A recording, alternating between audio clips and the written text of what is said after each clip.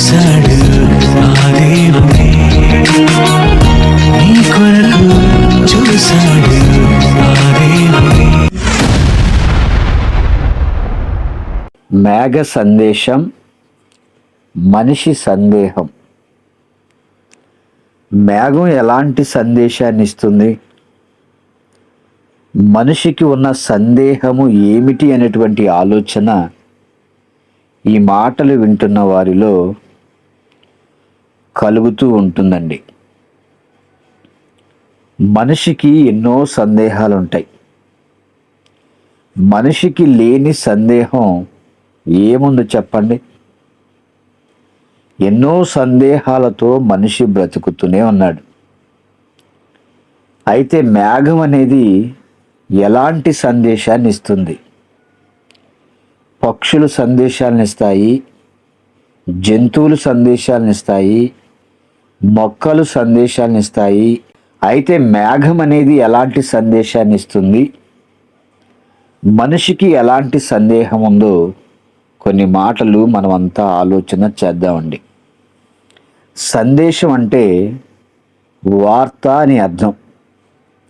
వార్తలు తీసుకొచ్చే వారిని వార్తాహరుడని పిలుస్తారండి. వాతావరణానికి సంబంధించిన వార్తలు మనం ప్రతిరోజు వింటూనే ఉన్నాం.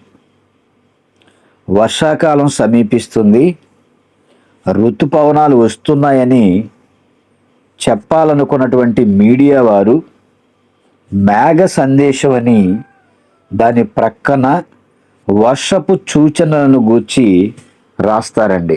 ఋతుపవనాలు వచ్చాయని చెప్పడమే మేఘ సందేశం. వర్షం రాబోతున్నదన్నటువంటి తీపి కబురును మేఘాలు రైతుకు చేరవేస్తాయి అన్నటువంటి మాటను మేఘ సందేశం అని మాట్లాడుతూ ఉంటారు. అంటే మేఘం ఇచ్చేటువంటి సందేశం వర్షం మాత్రమేనని మనుషుల యొక్క ఉద్దేశం అండి. ఎందుకంటే మేఘాల నుంచి వర్షం పడుతుంది కాబట్టి మేఘం ఇచ్చేటువంటి సందేశం వర్షమే అని మనం అంతా అనుకుంటాం. కానీ బైబిల్లో దేవుడు చక్కటి మాటలను, ఈ మేఘం అనేది ఎలాంటి సందేశాన్ని ఇస్తుందో దేవుడు మనకి తెలియచేస్తూ ఉన్నాడండి. రోమాపత్రిక 1వ అధ్యాయము 19-20 వచనాలు చూద్దామండి. రోమాపత్రిక 1వ అధ్యాయము 19-20 వచనాలు. ఎందుకనగా దేవుని గూర్చి తెలియశక్యమైనదేదో అది వారి మధ్య విశదమై ఉన్నది, దేవుడు అది వారికి విశదపరిచెను. ఆయన అదృశ్య లక్షణములు అనగా ఆయన నిత్యశక్తియు దేవత్వమును జగదుత్పత్తి మొదలుకొని సృష్టింపబడిన వస్తువులను ఆలోచించుట వలన తేటపడును అంటున్నాడండి. దేవుని గూర్చి తెలియశక్యమైనది ఏదో అంటే దేవుడు తన పిల్లలందరికీ ఏమైతే తెలియచేయాలి అనుకున్నాడో అది వారందరికీ కూడా దేవుడు తెలియచేశాడండి. అయితే ఆయన అదృశ్య లక్షణములు, దేవుడు ఆత్మ గనుక ఆయన మన కంటికి కనిపించడు. ఆయన అదృశ్య లక్షణములు అనగా ఆయన నిత్యశక్తి అండి. దేవుడు నిత్యము ఉండేటువంటి ఒక మహాశక్తి. దేవత్వమును జగదుత్పత్తి మొదలుకొని సృష్టింపబడిన ప్రతి వస్తువులను మనం చూస్తూ ఆలోచించుట వలన తేటపడుతూ ఉంటుందండి. దేవుని యొక్క శక్తి ఏమిటో, ఆయన యొక్క దేవత్వము ఏమిటో మనందరికీ తెలియచేయబడుతుంది. మొదటి మనిషి పుట్టిన తర్వాత సుమారండి 2000 సంవత్సరాలు గడిచిపోయిన తర్వాత మోషే గారి ద్వారా దేవుడు ధర్మశాస్త్రాన్ని ఇచ్చాడు. ఆదాము గారు మొదలుకొని మోషే గారు వచ్చేంత వరకు ఈ ప్రకృతిని బట్టి ప్రజలు దేవుణ్ణి అర్థం చేసుకున్నారని మనం గ్రహించాలండి. అంటే మనకంటే కూడా ధర్మశాస్త్రం లేకపోయినా, క్రొత్త నిబంధన పాత నిబంధన లేనటువంటి కాలంలో ప్రకృతిని బట్టి ప్రజలు దేవుణ్ణి అర్థం చేసుకున్నారండి. మనకంటే వాళ్ళే చాలా గొప్పవాళ్ళు అన్ని విషయాల్లో కూడా. మన ముందు దేవుడు అన్ని ఆధారాలు పెట్టిన పరిశుద్ధ గ్రంథంగా మన మధ్యలో ఏమండి బైబిల్ ఉన్నప్పటికీ పరిశుద్ధ గ్రంథాన్ని చదువుతూ కూడా మనకు ఎన్నో సందేహాలు వస్తూ ఉన్నాయండి. కానీ ఆనాటి కాలంలో ప్రకృతిని చూసి దేవుడు ఉన్నాడో లేడు అని తెలియనటువంటి ఆ కాలంలో నుండి అబ్రహాము గారు, మరి అదేవిధంగా నోవాహు గారు, ఇంకా అనేక మంది భక్తులు దేవుని నమ్మారు. కానీ ఈ రోజుల్లో మనకి అన్ని ఆధారాలు చక్కగా బైబిల్లో దేవుడు రాయించిన నమ్మే పరిస్థితి కనిపించడం లేదండి. కీర్తనల గ్రంథము 19వ అధ్యాయము 1వ వచనాన్ని చూద్దామండి. కీర్తనల గ్రంథము 19వ అధ్యాయము 1వ వచనం. ఆకాశములు దేవుని మహిమను వివరించుచున్నవి. ఆకాశములు దేవుని మహిమను వివరించుచున్నవి అంటే బైబిల్ ప్రకారం ఆకాశం అంటే లోకం అండి. 3 లోకాలు ఉన్నాయి అనేటువంటి సంగతి నేడు క్రైస్తవ ప్రపంచానికి కూడా సరిగ్గా తెలియదండి. అందులో 2వ ఆకాశం లేదా మధ్య ఆకాశంగా పిలువబడేది మనమున్న ఈ భూగ్రహం, ఈ విశ్వం అండి. మరి ప్రకృతిలో సృష్టింపబడినటువంటి ప్రతి వస్తువు అనగా మేఘాలు కూడా ఉన్నాయి. అందులో మేఘాలు సైతం కూడా దేవుని గూర్చి సందేశాన్ని ఇస్తూనే ఉన్నాయి. వర్షాలు రాబోతున్నాయని, అది మేఘాలు ఇచ్చేటువంటి సందేశం అని ఈ సమాజం చెబుతూ ఉంది. అది సందేశం కాదు, కానీ దేవుడు రాయించినటువంటి కొన్ని విషయాలను మనం ఆలోచన చేద్దామండి. యోబు గ్రంథము 38వ అధ్యాయము 37వ వచనాన్ని చూద్దామండి. యోబు గ్రంథము 38వ అధ్యాయము 37వ వచనం. జ్ఞానము చేత మేఘములను వివరించగలవాడెవడు అని దేవుడు ప్రశ్నిస్తున్నాడండి.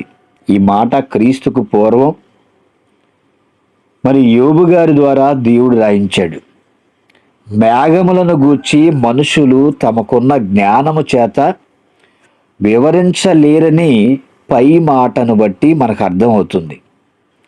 నిజంగా మేఘములను గూర్చిన మానవ జ్ఞానం చెప్పలేదా అని మనం ఆలోచిస్తేనండి మనిషికి తెలియదండి.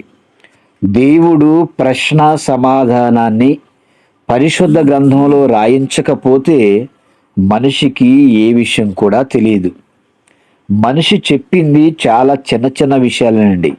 దేవుడు చెప్పింది మహాజ్ఞానం. మనకు తెలిసినటువంటి మేఘాలు ఆకాశంలో కనబడతాయి. వర్షాకాలంలో అవి వర్షాన్ని ఇస్తాయండి.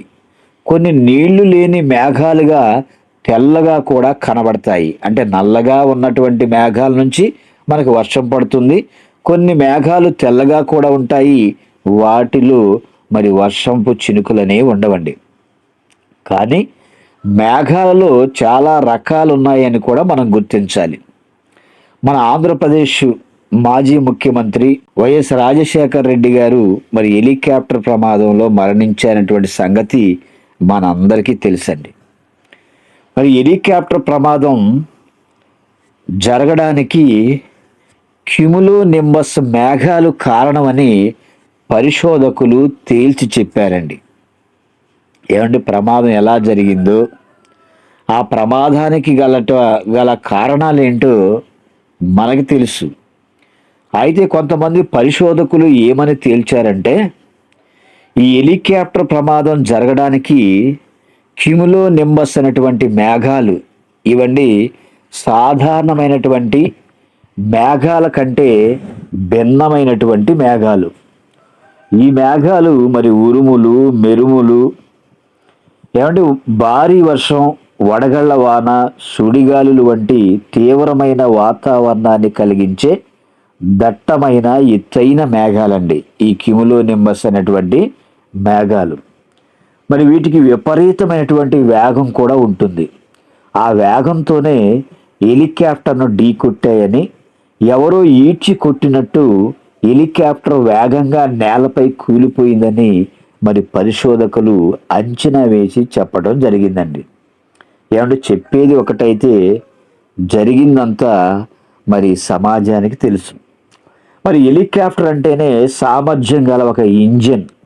ఏమంటే గాలినైనా సరే మేఘాలనైనా సరే చీల్చుకుంటూ భూమి ఆకర్షణకు వ్యతిరేక దిశలో పనిచేస్తూ ఉంటుందండి.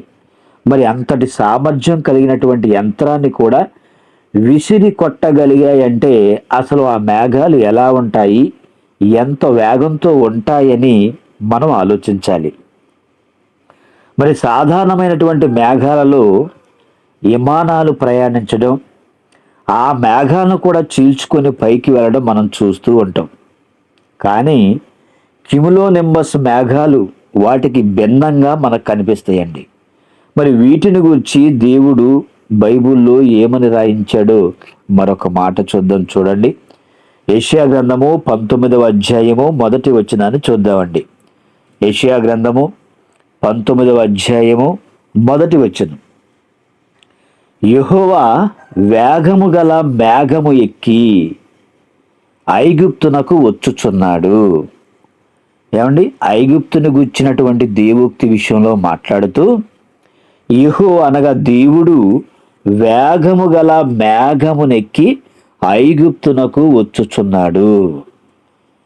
అంటే సాధారణమైనటువంటి మేఘాలకు కూడా కొంత వేగం ఉంటుందండి.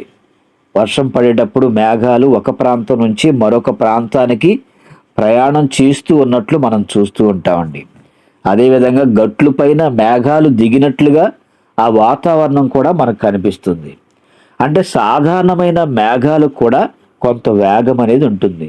కానీ మరి వాక్యంలో రాయబడినట్లు విపరీతమైనటువంటి వేగము గల మేఘాలున్నాయి.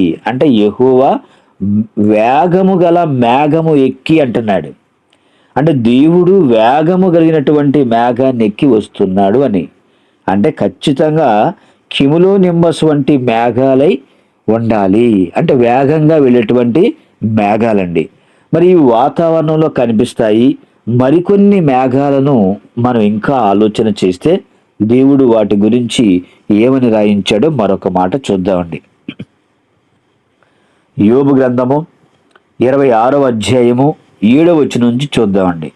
యోబు గ్రంథము 26వ అధ్యాయము 7వ వచనం నుంచి. శూన్య మండలము పైని ఉత్తర దిక్కునున్న ఆకాశ విశాలమును ఆయన పరిచెను. శూన్యము పైన భూమిని వేలాడజేసెను. వాటి క్రింద మేఘములు చినిగిపోకుండా ఆయన తన మేఘములలో నీళ్లను బంధించెను. దాని మీద మేఘమును వ్యాపింపజేసి ఆయన తన సింహాసనపు కాంతిని మరుగుపరిచెను. ఏమండి, దేవుడు మేఘముల గురించి ఎంతటి చక్కటి సందేశాన్ని మనందరికీ ఇస్తున్నాడో చూడండి. శూన్య మండలము పైనే ఉత్తర దిక్కునున్న ఆకాశ విశాలమును ఆయన పరిచాడు. శూన్యము పైన భూమిని వేలాడజేశాడండి. అంటే శూన్యములో ఏ వస్తువు అయినా నిలబడాలంటే చాలా కష్టమండి. అయితే ఇక్కడ శూన్యము పైన దేవుడు భూమిని వేలాడజేశాను. అయితే ఆ భూమి కింద మేఘములు చినిగిపోకుండా ఆయన తన మేఘములలో నీళ్లను కూడా బంధించాడండి. దాని మీద మేఘమును కూడా వ్యాపింపజేసి ఆయన తన సింహాసనపు కాంతిని మరుగుపరిచాడు. అంటే ఇక్కడ కొన్ని ప్రత్యేకమైన మేఘాలను గురించి దేవుడు మాట్లాడుతూ ఉన్నాడు. క్రింది మేఘములు చినిగిపోకుండా నీళ్లను బంధించానని దేవుడు చెప్తున్నాడండి. ఇవి మనం చూస్తున్నటువంటి మేఘాలు కాదు.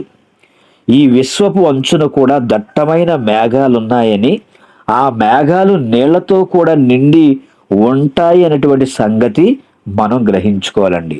మరి ఆ విషయాన్ని కూడా మనం ఆలోచిస్తే అంతరిక్షంలో కూడా అపారమైనటువంటి జలరాశులు ఉన్నాయని కనుక్కున్నారండి. మరి ఆ విషయాన్ని 1996 సంవత్సరంలో మరి వారికి తెలిసింది, కానీ బైబిల్ మాత్రం ఎప్పుడూ చెప్పిందండి. అంటే శాస్త్రవేత్తలు పరిశోధనలు చేసి అంతరిక్షంలో కూడా అపారమైనటువంటి జలరాశులు ఉన్నాయని చెప్పారు. మరి వాళ్ళు చెప్పకముందే బైబిల్ అనేది ఎప్పుడూ చెప్పిందండి. మనము చూస్తున్నటువంటి ఆకాశము అంచున నీళ్లతో నిండినటువంటి మేఘాలు ఉన్నాయని చెప్తూ మరలా దానిపైన మరి ఒక దట్టమైన మేఘము వ్యాపింపజేసినట్లు వ్రాయబడిందండి. మరి అది ఎంత దట్టమైందంటే ఆ మేఘము పైనున్న దేవుని సింహాసనపు కాంతిని కూడా ఈ వైపునకు రాకోకుండా అడ్డుకుంటూ ఉందంటండి. మరి ఆ దట్టమైన మేఘము పైన సింహాసనము అంటే పరలోకం ఉంది అంటున్నాడంటే ఆ దట్టమైన మేఘాలు ఈ భూలోకపు అంచుకు పరలోకపు అంచుకు అద్దుగా ఉన్నట్లు మనం గ్రహించుకోవాలండి. మరి మనకు వర్షాన్ని ఇచ్చేటువంటి మేఘాలు ఆకాశపు అంచు వరకు వెళ్ళలేవండి. అవి కొన్ని కిలోమీటర్ల ఎత్తులో మాత్రమే ఆ మేఘాలు ప్రయాణం చేస్తూ మనకు వర్షాన్ని ఇస్తూ ఉంటాయి. ఇక్కడ దేవుడు చెప్పేటువంటి మేఘాలు వేరు, మనకి వర్షాన్ని ఇచ్చేటువంటి మేఘాలు వేరండి. అపోస్తలుల కార్యములు 1వ అధ్యాయము 9వ వచనాన్ని చూద్దామండి. అపోస్తలుల కార్యములు 1వ అధ్యాయము 9వ వచనం. ఆయన ఈ మాటలు చెప్పి వారు చూచుచుండగా ఆరోహణమాయెను. అప్పుడు వారి కన్నులకు కనబడకుండా ఒక మేఘము ఆయనను కొనిపోయెను. ఎవరినండి? యేసుక్రీస్తు వారిని సందర్భంలో మాట్లాడుతూ ఆయన ఈ మాటలు చెప్పి వారు చూచుండగా ఆరోహణమాయెను. అప్పుడు వారి కన్నులకు కనబడకుండండి ఒక మేఘం అనేది మరి ఆయన్ను కొనిపోయింది. మరి పరలోకము వరకు ఆయన కొనిపోబడుటకు వచ్చి ఈ మేఘం ఆకాశపు అంచున ఉన్నటువంటి దట్టమైన మేఘమే. అంటే మనం చూచుచున్న ఈ మేఘాలైతే విశ్వపు సరిహద్దులకు ఆయనను తీసుకువెళ్ళలేవండి. దేవుని కుమారుడిగా పిలువబడుతున్నటువంటి యేసుక్రీస్తు వారిని మరి మేఘము ఇక్కడ కొనిపోయినట్లుగా మనం చూస్తున్నాం. ఇక ప్రకటన గ్రంథంలో మరొక మాటను చూస్తే 1వ అధ్యాయము 7వ వచనం నుండి ఇక్కడ మేఘము ఎలాగైతే యేసుక్రీస్తు వారిని తీసుకువెళ్ళిపోయిందో ప్రకటన గ్రంథానికి వచ్చేసరికి 1వ అధ్యాయం 7వ వచనంలో ఆయన మేఘారూఢుడై వచ్చుచున్నాడు. అంటే ఇక్కడ నుండి ఆయన తీసుకువెళ్ళటానికి, అదేవిధంగా అక్కడ నుండి మరి భూలోకానికి ఆయనను తీసుకురావడానికి కానీ విశ్వపు అంచునున్న మేఘాలు కదిలి వస్తున్నాయి అనేటువంటి సంగతి శాస్త్రానికి కూడా తెలియదండి, దేవునికి తప్ప. తెస్సలోనికలకు రాసినటువంటి 1వ పత్రిక 4వ అధ్యాయము 15వ వచనం చూద్దాం. చూడండి, తెస్సలోనికలకు రాసినటువంటి 1వ పత్రిక 4వ అధ్యాయము 17వ వచనం. ప్రభువును ఎదుర్కొనుటకు ఆకాశ మండలమునకు మేఘముల మీద కొనిపోబడుదుమో. ఏమంటే యేసుక్రీస్తు వారిని మనం ఎదుర్కోవడానికి ఆకాశ మండలమునకు మనం కూడా మేఘముల మీద కొనిపోబడతాము. అవి మనకి వాహనాలుగా ఉన్నాయండి. అంటే సైన్స్ గ్రహించని మహాజ్ఞాన సంగతిని ఇక్కడ దేవుడు మనకి తెలియచేస్తూ ఉన్నాడు. అంటే బైబిల్లో రాయబడినవి విశ్వాసము చేత మనమంతా కూడా నమ్మాలండి. శాస్త్రం ఎప్పటికో ఈ నిజాలను గ్రహించవచ్చు, కానీ మనం మాత్రం ముందుగానే మరి దేవుడు రాయించిన ప్రతి మాటను మనం నమ్మాలి. కానీ మనలో కూడా చాలామంది బైబిల్లో ఉన్నటువంటి వాస్తవాలను నమ్మలేనటువంటి పరిస్థితిని కూడా మనం చూస్తూ ఉన్నామండి. కొరింథీయులకు రాసినటువంటి 2వ పత్రిక 4వ అధ్యాయము 14వ వచనాన్ని చూద్దామండి. కొరింథీయులకు రాసినటువంటి 2వ పత్రిక 4వ అధ్యాయము 14వ వచనం. విశ్వసించి తిని గనుక మాటలాడి తిని. అంటే విశ్వసించటం అంటే మనం నమ్మటం అండి. ఆయన అక్కడ నుండి మేఘంపై వచ్చి ఇక్కడ ఉన్న మనల్ని కూడా మేఘములపై తీసుకెళ్తున్నాడంటే ఎంత మహాజ్ఞానం దేవుడు చెప్పాడో చూడండి. సముద్రాల నుంచి నీటి ఆవిరి పైకి లేచి మేఘాలుగా మారి ఆ తర్వాత పైకి వెళ్ళి చల్లబడి వర్షంగా కురుస్తుందండి. అంటే ఈ ప్రాసెస్ అంతా కూడా దేవుడు ఏర్పాటు చేసింది. మనిషి కృత్రిమంగా దీనిని తయారు చేసిన అది సరిగ్గా పనిచేయదు. పని చేసినా కొంతకాలం వరకు మాత్రమే పనిచేస్తుందండి. సహజ సిద్ధంగా ప్రకృతిలో దేవుడు ఏది చేసినప్పటికీ అది ప్రపంచంలో ఉన్నటువంటి మనుషులందరికీ, ఏమంటే జంతువులకు, పక్షులకు, సకల జీవరాశులన్నిటికీ కూడండి దేవుడు ఉపయోగపడేలా ఎన్నో మరి అందరి కొరకు దేవుడు చేశాడండి. యోబు గ్రంథము 38వ అధ్యాయము 37వ వచనాన్ని చూద్దామండి. యోబు గ్రంథము 38వ అధ్యాయము 37వ వచనం. జ్ఞానము చేత మేఘములను వివరించగలవాడెవడు? దేవుడు ప్రశ్నిస్తున్నాడండి. నీకు గనక జ్ఞానం ఉంటే, నేను మేధావిని, పండితుడును, గొప్పవాడిని నువ్వు చెప్పుకుంటుంటే, జ్ఞానము చేత మేఘములను వివరించగలవాడెవడు? ఏమంటే ఈరోజు వాతావరణ శాఖ వారు కూడా మరి భయంకరమైనటువంటి తుఫాన్లు వస్తున్నాయని ముందుగానే మనకు తెలియచేస్తున్నారండి. అయితే ఆ తుఫాను వాళ్ళు చెప్పినటువంటి కొన్ని జిల్లాలకు, కొన్ని రాష్ట్రాలకు మాత్రం తక్కువ ప్రభావాన్ని చూపిస్తుందండి. ఆ సముద్ర తీర ప్రాంతాలలో ఉన్నటువంటి ప్రాంతాల్లో మరి ఆ తుఫాను ప్రభావం అనేది ఎక్కువ ఉండొచ్చు, కానీ మరి కొన్ని జిల్లాల్లో మనం చూస్తే దాని ప్రభావం చాలా తక్కువగా ఉంటుంది. మరి కొన్ని తుఫాన్లు వస్తాయని ముందుగా హెచ్చరించినప్పుడు అవి మన ప్రాంతాలకు, మన దిశ వైపు రాకుండాండి దిశను మార్చుకొని కూడా మరి ఆ తుఫాన్లు వెళుతూ ఉండటం కూడా మనం చూస్తూ ఉంటాం. అంటే మనిషి జ్ఞానం అంచనా వేసి కొంతవరకు మాత్రమే చెప్పగలండి. మరి సంపూర్ణమైనటువంటి జ్ఞానాన్ని కానీ, సంపూర్ణమైనటువంటి సమాచారాన్ని కానీ మనిషి అంతగా తెలియచేయలేడండి. అంటే మేఘములను వివరించగలిగింది దేవుడు మాత్రమేనండి. మనిషి మాత్రం ఏవేవో కొన్ని విషయాలు చెప్తూ ఉంటాడు, అంతవరకు మాత్రమే. అయితే మరి కొంతమంది అండి కొన్ని ప్రాంతాల్లో, కొన్ని దేశాల్లో ఉన్నవారు, మరి అమెరికా దేశానికి సంబంధించినటువంటి ఒక శాస్త్రవేత్త, ఇతడు ఏం చెప్పాడంటే మేఘాల గురించి అవి విస్తరించి ఉండటం వల్ల గ్రావిటీని తట్టుకొని మరి నిలబడగలుగుతాయని చెప్పాడండి. మేఘాలు అనేవి ఆకాశంలో ఎలా నిలబడుతున్నాయంటే గ్రావిటీని తట్టుకొని నిలబడగలుగుతున్నాయని చెప్పాడు. మరి దేవుడు జ్ఞానము చేత మేఘములను వివరించగలవాడు ఎవ్వరూ లేరని దేవుడు మాట్లాడుతూ ఉన్నాడండి. మనిషికి తెలిసినటువంటి స్వల్ప జ్ఞానాన్ని మాత్రమే మనకు తెలియచేస్తూ ఉన్నాడు. దేవుని మహాజ్ఞానాన్ని వివరించి చెప్పేంత శక్తి కానీ, జ్ఞానము కానీ ఎవ్వరికి కూడా లేదండి. దేవుడు ఎందుకు ఈ మాట అన్నాడు? మేఘాలను ఎవరు వివరించలేరా? మరి వాటిని గురించి మరి ఆయన మరొక మాటను మాట్లాడుతున్నారు చూడండి. దేవుడు యోబు గ్రంథము 37వ అధ్యాయము 11వ వచనం నుంచి చూద్దామండి. యోబు గ్రంథము 37వ అధ్యాయము 11వ వచనం నుంచి. మరియు ఆయన దట్టమైన మేఘమును జలములతో నింపును, తన మెరుపు గల మేఘమును వ్యాపింపజేయును.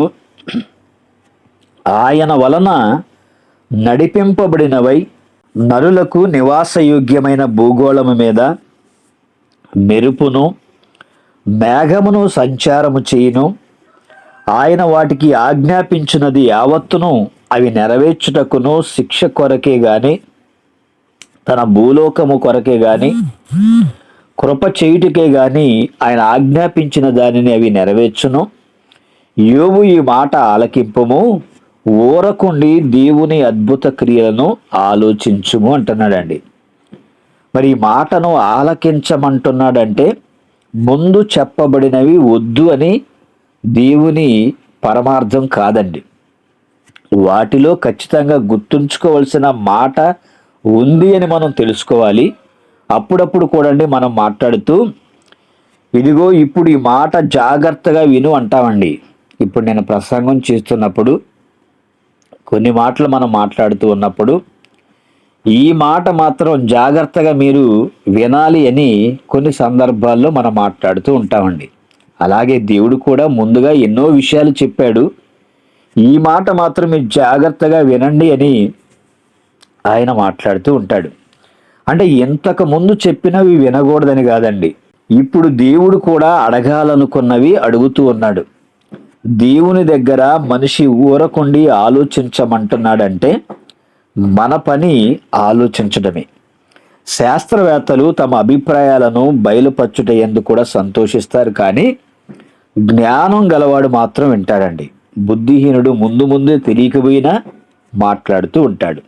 మరి శాస్త్రవేత్తలంతా కూడా ఈ బుద్ధిహీనుల కోవకే చెందినవారండి. ఎందుకంటే వీళ్ళకున్నటువంటి మిడిమిడి జ్ఞానంతో కొన్ని విషయాలు మాట్లాడతారు తప్ప పరిపూర్ణమైనటువంటి జ్ఞానం ఈ శాస్త్రవేత్తలకు కూడా తెలియదు. మరి యోబు ఊరకుండి దేవుని అద్భుత క్రియలను ఆలోచించుము, దేవుడు తన మేఘపు మెరుపు ప్రకాశించవలనని ఎట్లు తీర్మానము చేయును నీకు తెలుసా అని అడుగుతున్నాడండి. ఇది మొదటి ప్రశ్నగా మనం ఆలోచిస్తే, ఇక రెండవ ప్రశ్న అండి, మేఘములను తేలజేయుటకు పరిపూర్ణ జ్ఞానము గలవాని మహాకార్యములను నీకు తెలియనా అంటున్నాడు. యోబు గ్రంథం 37వ అధ్యాయం 16వ వచనంలో మనం మాట్లాడినటువంటి ఈ రెండు ప్రశ్నలు దేవుడు యోబు గారిని ప్రశ్నిస్తూ ఉన్నాడండి. మరి మేఘాలలో మెరుపు పుడుతుంది, మెరుపు ఎందుకు పుడుతుందని శాస్త్రవేత్తని అడిగితే వాళ్ళు రెండు మేఘాలు ఢీకొనటం వలన మెరుపు పుడుతుంది అని చెప్తున్నారండి. ధనావేశం రుణావేశం వలన కరెంటు పుడుతుంది, వీటి వలన మెరుపు పుడుతుందని శాస్త్రవేత్తలు చెప్తున్నారు. కానీ నిజమే ఏమిటి అని మనం ఆలోచిస్తే మెరుపు వలన మేఘం అంతా కరెంట్ షాక్ కొట్టినట్లుగా అయిపోయి నీళ్లను మరి వెంటనే కిందకు విడిచేస్తుందండి. అంటే ఒక్కసారి స్పాంజీని మనం పిండితే నీళ్ళు ఎలా వస్తాయో అలాగే మేఘాన్ని పిండడానికి దేవుడు ఉపయోగించేటువంటి ఒక స్పార్క్ మెరుపు అండి. చూడండి, వర్షం పడేటప్పుడు భయంకరమైనటువంటి వెలుగుతూ ఒక మెరుపు అనేది వస్తుందండి. ఆ మెరుపు వచ్చినటువంటి కొన్ని క్షణాలకి వెంటనే ఉరుము కూడా వస్తుంది. అయితే మెరుపు ఉరుము కూడా ఒకేసారి వస్తుంది. వేగాలతో పోలిస్తేనండి కాంతి వేగం ఎక్కువ కాబట్టి ముందు మనకి కాంతి కనిపించి తర్వాత ధ్వని మనకి వినిపిస్తుందండి. అలాగే ఇక్కడ కూడా దేవుడు తనకున్నటువంటి మహాజ్ఞానం ద్వారా మరి యోబును ప్రశ్నిస్తూ మరి మేఘాల గురించి మనుషుల ఆలోచనలు ఎలా ఉన్నాయో దేవుని ఆలోచనలు ఎలా ఉన్నాయో ఇక్కడ మనకు అర్థమవుతుందండి. యోబు గ్రంథము 38వ అధ్యాయము 35వ వచనాన్ని చూస్తే, యోబు గ్రంథము 38వ అధ్యాయము 35వ వచనం అండి, మెరుపులు బయలు వెళ్ళి చిత్తము ఉన్నామని నీతో చెప్పునట్లు నీవు వాటిని బయటికి రప్పింపగలవా అంటున్నాడండి దేవుడు. అంటే మేఘాలు దేవుని మాట విని పనిచేస్తూ ఉన్నాయి. అయితే మెరుపులు బయలుదేరి చిత్తము మేము ఉన్నామని నీతో చెప్పినట్లు నీవు వాటిని బయటికి రప్పించగలవని దేవుడు మనల్ని ప్రశ్నిస్తే మన వల్ల అవుతుందండి?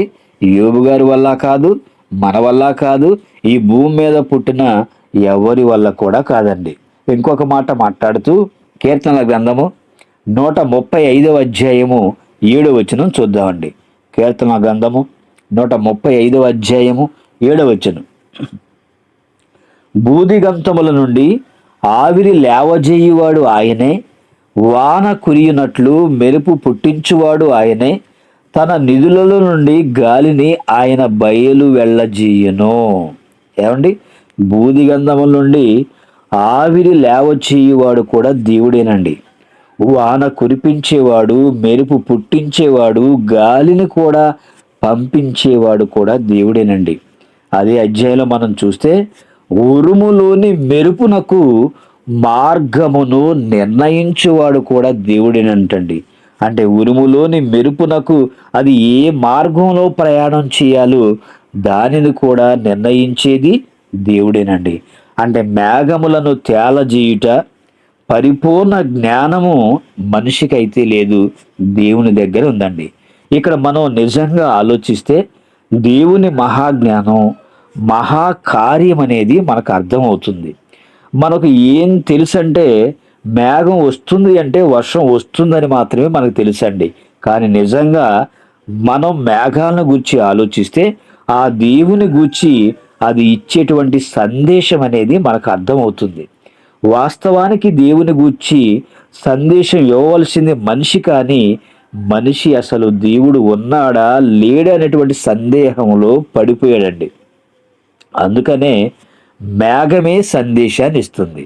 మనిషికి ఎంత దేవుని జ్ఞానం మనం తెలియచేసినా ఇంకా ఎన్నో సందేహాలు మనలో వస్తూనే ఉంటాయండి.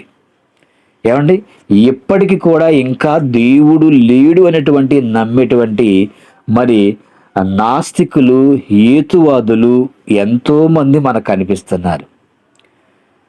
ఎందుకంటే వాళ్ళకి ఇన్ని ఆధారాలు దేవుడు ప్రకృతిలో పెట్టినా, దేవుని శక్తి ఏంటో తెలిసినా సరే ఇంకా దేవుడు ఉన్నాడా, ఉంటే ఎక్కడున్నాడు చూపించండి, చూపిస్తే గాని నేను నమ్మను అనేటువంటి మరి ఆ విధంగా మాట్లాడేటువంటి మరి అమాయకులు, మూర్ఖులు కూడా మనం ఎంతో మందిని చూస్తూనే ఉన్నామండి.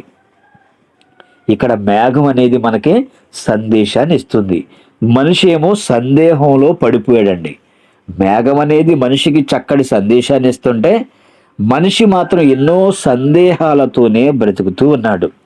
దేవుని ఆత్మను కలిగిన మనిషే, దేవుని పోలిక, దేవుని స్వరూపం కలిగిన మనిషే దేవుని గూర్చి సందేశం ఇవ్వాలి, కానీ మనిషి మాత్రం సందేహంలో ఉండటం వలన మేఘం అనేది మనకు సందేశాన్ని ఇస్తుందండి.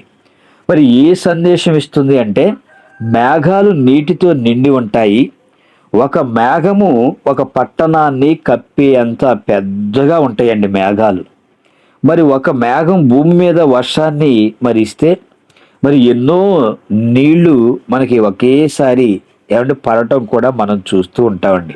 ఒక ప్రాంతాన్ని తడపాలంటే కొన్ని బకెట్ల నీరు మనకు కావాలి, మన చుట్టూ ఉన్నటువంటి పరిసరాల్ని మనం తడుపుకోవాలంటే.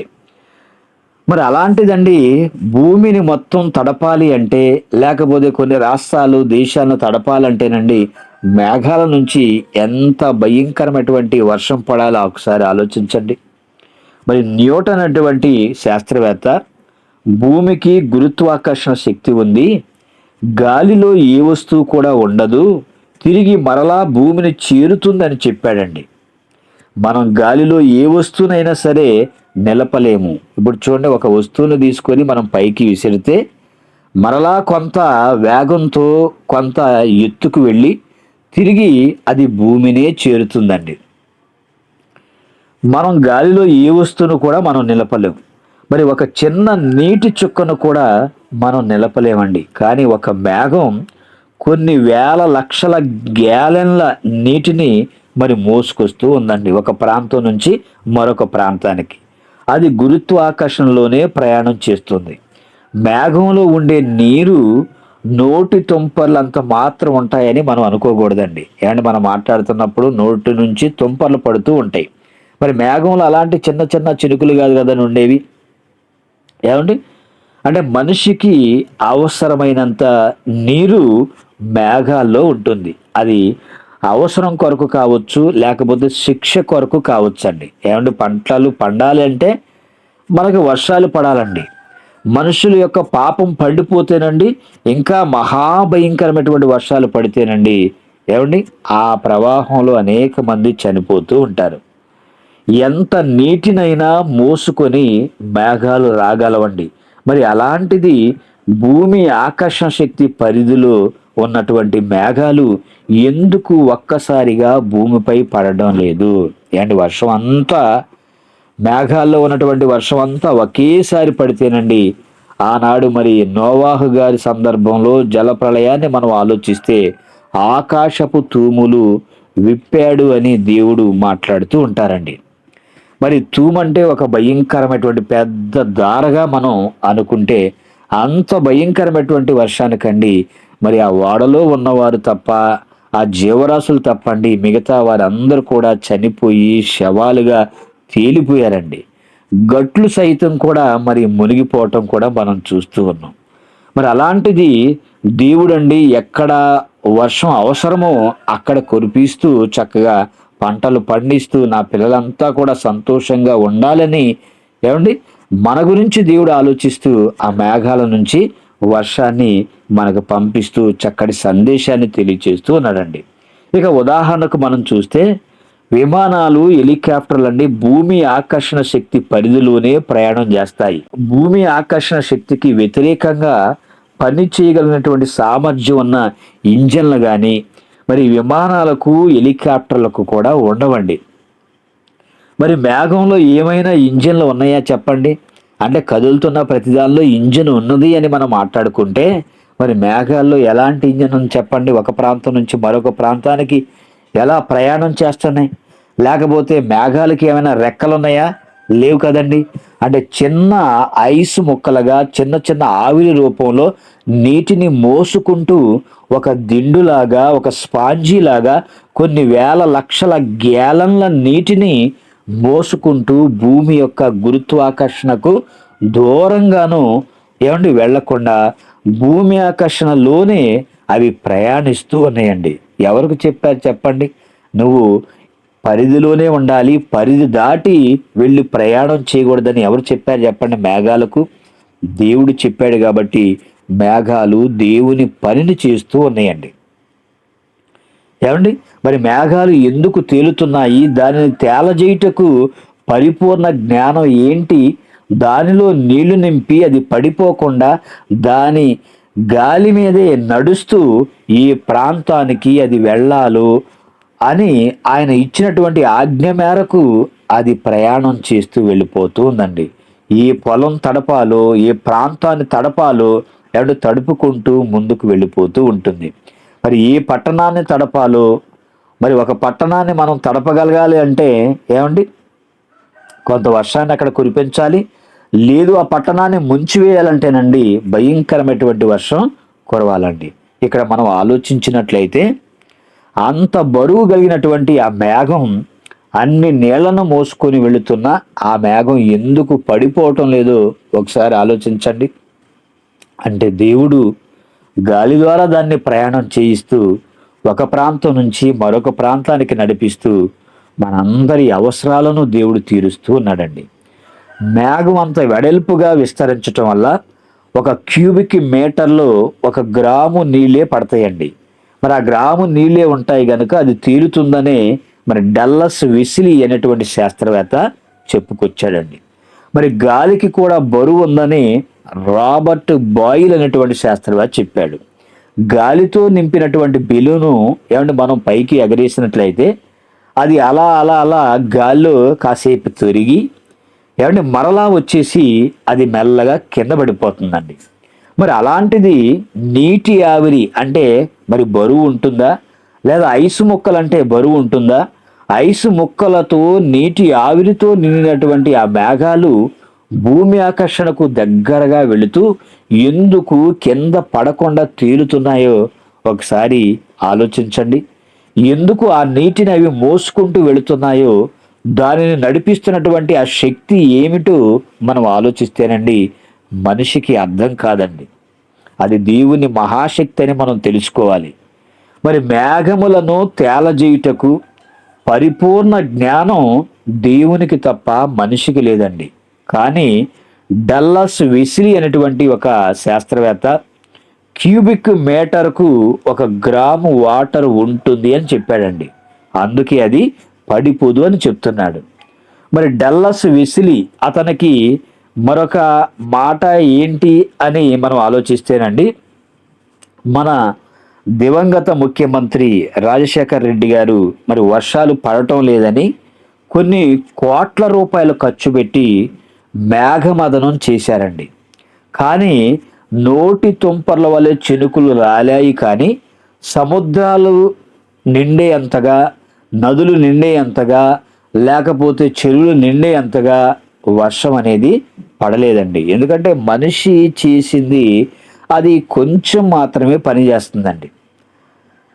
అయితే సముద్రాల్లో ఉన్నటువంటి నీరు వేడెక్కడం వలన నీటి ఆవిరిగా మారి పైకి వెళ్ళి మేఘాలుగా మారి వర్షం పడుతుందని వివరించారు. అది మనిషి చేయగలడా అంటే మనిషి చేయలేడండి. మరి మేఘమదనం పేరుతో కోట్ల రూపాయలతో నీళ్లు లేనటువంటి నిర్జల మేఘాలను మరి ఉంచటం కూడా జరిగింది మన రాజశేఖర్ రెడ్డి గారు. మరి కాయలు లేని చెట్టును ఊపితే ఏం ప్రయోజనం ఉంటుంది చెప్పండి? కాయలు ఉన్న చెట్టును ఊపితే కాయలు కింద పడేటువంటి అవకాశం ఉంటుంది. మరి మేఘాల్లో నీరు లేనప్పుడు ఆ మేఘాలని మరి కదిలించడం ద్వారా ఏమంటే వర్షం పడే అవకాశం ఉంటుందా? సముద్రాలు వేడెక్కి నీటి ఆవిరి పైకి వెళితే ఆ నీటి ఆవిరిని మేఘాలలో ఉంచి వెడల్పుగా చేసి వాటిని తేలజేస్తున్నాడని చెప్పినప్పుడు శాస్త్రవేత్తలు ఎందుకు ఆ పని చేసి మేఘాలను నింపటం లేదో చెప్పండి. ఇది ప్రకృతిలో దేవుడు పెట్టినటువంటి ఒక పద్ధతి. ఆ పద్ధతిని దేవుడు పెట్టినట్లుగా మరి ఆకాశం ఉన్నటువంటి వస్తువులు కానీ భూమి మీద ఉన్నటువంటి వస్తువులు కానీ అన్నీ వాటి పనిని అవి చేసుకుంటూ వెళ్ళిపోతున్నాయండి. కానీ శాస్త్రవేత్తలు ఆ విధంగా చెప్పలేరు, ఆ విధంగా చేయలేరు, వారి వల్ల కూడా కాదండి. మరి అవి ఎవరి వలన నడిపింపబడాలో మనం ఆలోచిస్తే యోబు గ్రంథము 37వ అధ్యాయము 11వ వచనాన్ని చూద్దామండి. యోబు గ్రంథము 37వ అధ్యాయము 11వ వచనం. మరియు ఆయన దట్టమైన మేఘమును జలములతో నింపును, తన మెరుపుగల మేఘమును వ్యాపింపజేయును. ఏమంటే మేఘాలు తేలడానికి వీలుగా ఆయన నింపుతూ అవి తేలేటట్టు చేసేది కూడా దేవుడేనండి. ఎన్ని లక్షల గ్యాలన్ల వాటరు ఆ మేఘంలో ఉన్నా అది తేలేటట్లు ఆయన మాత్రమే చేయగలడు. చూడండి, ఉదాహరణకు మనం చూస్తే వాటర్ ట్యాంక్స్ని కానీ ఆయిల్ ట్యాంక్స్ని కానీ మరి ఇంకా ఏవైనా మరి ద్రవ పదార్థాలు నింపేటువంటి ట్యాంక్స్ని కానీ మనం నింపేటప్పుడు అండి జాగ్రత్తగా వాటిని మనం నింపాలండి. ఎందుకంటే ద్రవ పదార్థం ఒక్కసారిగా మరి కుదుపుకు లోనైతే మరి ఆ లోపల ఉన్నటువంటి పదార్థం అంతా కూడా అండి పక్కకు వచ్చేసి ట్రక్కు బోల్తా పడేటువంటి అవకాశం ఉంటుంది. చూడండి, ఏదైనా సరే కంకర కానీ ఇసుక కానీ లేకపోతే ద్రవ పదార్థం కానీ ఒకవైపే ఉన్నట్లయితేనండి ప్రయాణం చేసేటప్పుడు మరి ఆ ద్రవ పదార్థాలు కానీ ఈ ఘన పదార్థాలను తీసుకెళ్ళేటప్పుడు బరువంతా ఒకవైపే ఉన్నట్లయితేనండి బండి ఒక పక్కకు లాక్కెళ్తున్నట్లుగా మనకి కనిపిస్తూ ఉంటుంది. బైక్ పైన చూడండి, పక్కకు తిరిగి కూర్చున్నట్లయితే ఒకవైపు లాగుతున్నట్లుగా మనకు అనిపిస్తుందండి. అలాగే ఈ ద్రవ పదార్థాలను మరి ట్యాంకుల్లో మనం నింపాలంటేనండి అరలుగా లోపల ఉంటాయి. ఆ అరలు పెట్టడం ద్వారా అండి దాంట్లో నింపటం ద్వారా చక్కగా మరి ప్రయాణం చేస్తూ ఉన్నప్పుడు కుదుపులు వచ్చినప్పుడు అంటే అన్ఈవెన్ రోడ్స్ అంటారు ఏమండి, మరి కుదుపుల రోడ్లు వచ్చినప్పుడు అండి మరి అటు ఇటు కుదపటం ద్వారా మరి ఫోర్స్ ఎక్కువైపోయి అవి పల్టీలు కొట్టి పడేటటువంటి అవకాశం కూడా ఉంటుంది. అలా కాకుండా ఆ కుదుపులను తట్టుకున్నటకు వీలుగా దాని వలన ఖాళీలోనికి నూనెను మరి వెళ్ళే వీలుగా అరలను అమర్స్తారండి. మరి బండికి ఎటువంటి ప్రమాదం జరగకుండా మరి ఒక టెక్నాలజీని వారు వాడుకుంటూ ఉన్నారు. మరి అప్పుడు కుదుపులు వచ్చిన ఆ ఆయిల్ వలన బండికి ఎలాంటి ప్రమాదం కూడా జరగదు. అది వారికి ఉన్నటువంటి చిన్న టెక్నాలజీ అండి. మరి ఒక ఖాళీ బిందెను మనం ఆలోచిస్తే మరి కొంచెం వెలితిగా మనం నీళ్లు తీసుకెళ్తుంటే ఎలా ఉంటుంది చెప్పండి? అది వెలితిగా ఉన్నది కాబట్టి అటు ఇటు ఊగుతూ ఉంటుంది. కానీ నిండుగా నీరు తీసుకెళ్తున్నప్పుడు అండి ఆ బిందె అనేది అటు ఇటు వనకకుండా చక్కగా స్టడీగా ఉంటుంది. కానీ మరి కొంచెం ఖాళీగా ఉందంటే అటు ఇటు మరి కుదుపులు ఇస్తూ ఉంటుందండి. మరి అది మనిషికి ఉన్నటువంటి టెక్నాలజీ. మరి సముద్రాలు మరి ఆ ఎండలు పడటం ద్వారా అవి వేడెక్కి ఆవిరి పైకి లేచి మరలా మేఘాలుగా మారి వర్షాలు రావటం మనందరికీ తెలుసండి. మరి నీటి ఆవిరిని హెలికాప్టర్ సహాయంతో ఇలా పైకి తీసుకొని వెళ్ళి నింపేవారంట. కానీ అది వారి వల్ల అయ్యేది కాదండి. మరి ఆయన వల్ల నడిపింపబడినదై నరులకు నివాస యోగ్యమైనటువంటి భూగోళం అన్నాడండి దేవుడు. గనుక మేఘాలు మళ్ళీ ఆ గ్రహానికి ఈ గ్రహానికి కొట్టుకొని పోతే నీరంతా వృధా అవుతుంది. గనుక వేరే గ్రహానికి ఈ మేఘాలు కొట్టుకొని పోవండి. ఏమంటే వర్షం కూడా పడేది మన భూగ్రహం పైనే వర్షం పడుతుంది. ఎందుకంటే భూగ్రహం పైనే మరి జీవరాశి ఉంది. తన పిల్లలంతా కూడా భూగ్రహం పైనే ఉన్నారని దేవుడు మనందరి కొరకు వర్షాలని కురిపిస్తున్నారు. మరి ఈ వర్షం నరుల కోసమే అని మనిషి అర్థం చేసుకోలేకపోతున్నాడండి. నరులకు నివాస యోగ్యం ఈ భూమి మాత్రమే. అంగారక గ్రహం, చంద్రుడు, బుధుడు, గురుడు, శని, శుక్రుడు ఇవి ఏవి కూడా నరులకు నివాస యోగ్యం కావండి. అక్కడికి వెళ్ళి కూడా మనం బ్రతకలేము. అక్కడ జీవవాయువు అనేది లేదు అనేటువంటి విషయం ఎప్పుడో దేవుడు మనకి బైబిల్లో రాయించాడు. కానీ మనిషి ఏం చేస్తున్నాడంటే శాస్త్రవేత్తగా కొన్ని కోట్ల రూపాయల ప్రజాధనాన్ని ఖర్చు పెడుతూ శాటిలైట్స్ని పంపిస్తూ పలానా గ్రహంలో మరి జీవం ఉందని మరి తప్పుడు ప్రచారాన్ని తెలియచేస్తున్నట్లుగా కూడా మనం చూస్తూ ఉన్నామండి. అంటే నరుడు ఉన్నాడు భూమి మీదే కాబట్టి భూమిపైనే వర్షం కురుస్తుంది. చాలామంది శాస్త్రవేత్తలు ఎలా ఆలోచిస్తున్నారంటే ఇక్కడ వర్షాలు పడుతున్నాయి గనక జీవం ఉందని అంటున్నారండి వేరే గ్రహాల్లో. కానీ జీవం ఉన్న తరువాతే భూమిపై వర్షం పడిందండి. అంతకు ముందు అనగా నరుడు లేక మునుపు దేవుడైన యెహోవా ఈ భూమి మీద వర్షాన్ని కురిపించలేదని సృష్టిని చేసిన తర్వాత దేవుడే చెప్పాడండి. గనుక మనిషి భూమిపై ఉన్నాడు, జీవం ఉంది గనుక ఆయన వర్షాలను కురిపిస్తూ ఉన్నాడు. మరి మేఘములను తేలజేయుటకు పరిపూర్ణ జ్ఞానము గలవాని మహాకార్యములు మనకు తెలుసా అని దేవుడు ప్రశ్నిస్తూ ఉన్నాడు. మనకేం తెలుసు? మనకు కొంచెం మాత్రమే తెలుసండి.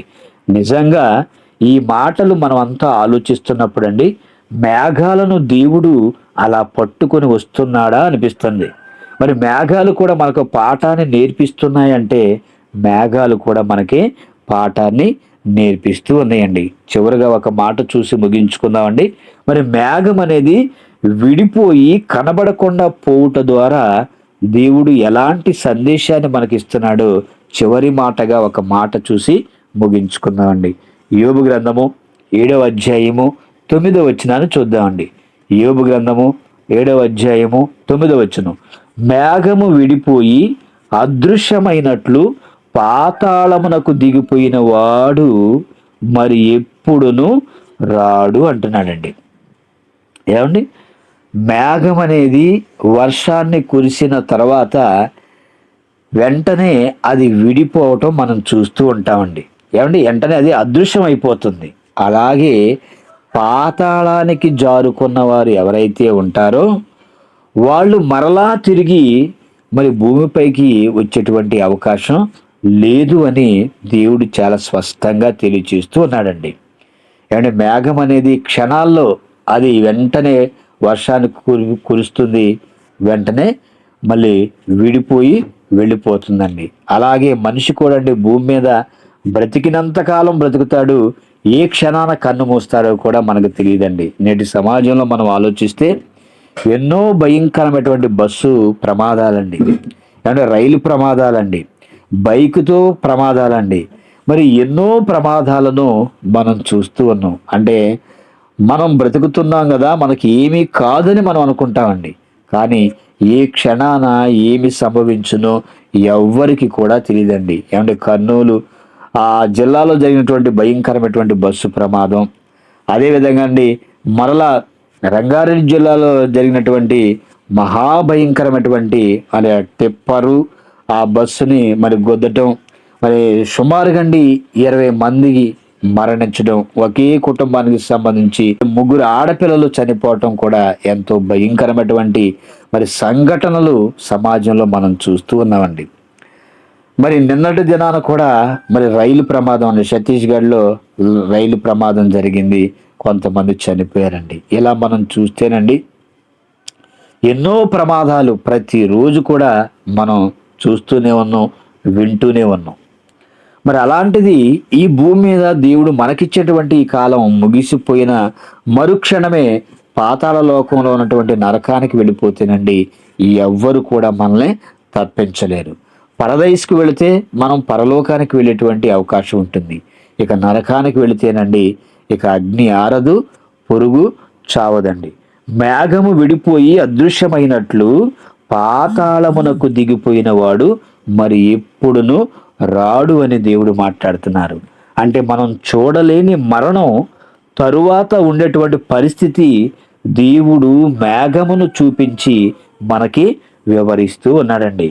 మేఘం విడిపోతే కనబడకుండా పోతుంది, అలాగే పాతాళమునకు దిగినవాడు ఎప్పటికీ తిరిగి భూమి మీదకు రాడు అని దేవుడు మేఘము ద్వారా మనకు చక్కటి సందేశాన్ని తెలియచేస్తూ ఉన్నాడండి. విడిపోయిన మేఘం ఎలా అదృశ్యమవుతుందో సంఘము అను శరీరము నుండి వేరైన వారు కూడండి కనబడకుండా వెళ్ళిపోతారనేటువంటి నిజం మనం ఆలోచిస్తే మనకు అర్థమవుతుందండి. మరి బైబుల్ చదువుతున్నప్పుడు శాస్త్రవేత్తలకు కూడా అంతు చిక్కనటువంటి మహాజ్ఞానాన్ని దేవుడు మన చేతుల్లో పెట్టాడు గనుక మనం క్రమం తప్పకుండా బైబుల్ అనేది బాగా చదవాలండి. కాబట్టి ప్రియమైన దేవుని పిల్లారా, సేవకులైన విశ్వాసులైన భూమి మీద పుట్టిన ప్రతి ఒక్కరు కూడండి దేవుని మహాజ్ఞాన గ్రంథాన్ని మనం ఎప్పుడు కూడా పరిశోధిస్తూ పరిశీలనగా మనం చదవాలండి. మేఘాలు దేవుని జ్ఞానాన్ని వివరిస్తుంటే దేవుని పోలికగా పుట్టిన మనిషి తనను కన్నటువంటి దేవుడు ఉన్నాడో లేడో అనేటువంటి సందేహంలో ఉండిపోయాడండి. అందుకనే ఇది మేఘ సందేశం, మనిషి సందేహం అండి. మేఘం అనేది మనకు చక్కటి సందేశాన్ని ఇస్తుంది, మనిషి మాత్రం ఇంకా సందేహంలోనే ఉన్నాడు. మరి ఈ మాటలు విన్న మీరు ఎలాంటి సందేహాలున్నా సరే దానికి సమాధానం మనకి బైబిలే తెలియచేస్తుంది. కాబట్టి మనలో ఉన్నటువంటి సందేహాలను మనం తీర్చుకొని దేవుని మహాజ్ఞానాన్ని మనం నేర్చుకొని అనేక మందికి తెలియచేస్తూ మనం దేవునిలో ఉన్నతంగా బ్రతుకుతూ అనేక మందిని కూడా దేవుని వైపు నడిపించాలని కోరుకుంటూ ఈ నా మాటలు ముగిస్తున్నాను. తలలు వంచండి, ప్రార్థన చేసుకుందాం.